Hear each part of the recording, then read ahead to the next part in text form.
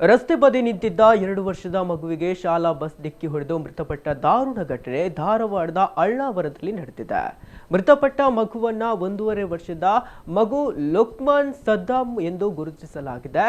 ಕಕ್ಕೇರಿಗೆ ವಿದ್ಯಾರ್ಥಿಗಳನ್ನ ಕರೆದೊಯ್ಯಲು ಶಾಲಾ ವಾಹನ ಹುಲಿಕೇರಿಗೆ ಬಂದಾಗ 2 ವರ್ಷದ ಮಗು ರಸ್ತೆ ಬದಿ ನಿಂತಿತ್ತು. ಈ ವೇಳೆ ಖಾಸಗಿ ಶಾಲಾ ವಾಹನವು ಡಿಕ್ಕಿ ಹೊಡೆದು ಈ ಅಪಘಾತ ಸಂಭವಿಸಿದೆ. ಪರಿಣಾಮ ಗಂಭೀರ ಗಾಯಗೊಂಡಿದ್ದ ಮಗು ಸ್ಥಳದಲ್ಲೇ ಸಾವನ್ನಪ್ಪಿದೆ. ಈ ಕುರಿತು ಅಳ್ನಾವರ ಪೊಲೀಸ್ ಠಾಣೆಯಲ್ಲಿ ಪ್ರಕರಣ ದಾಖಲಾಗಿದೆ.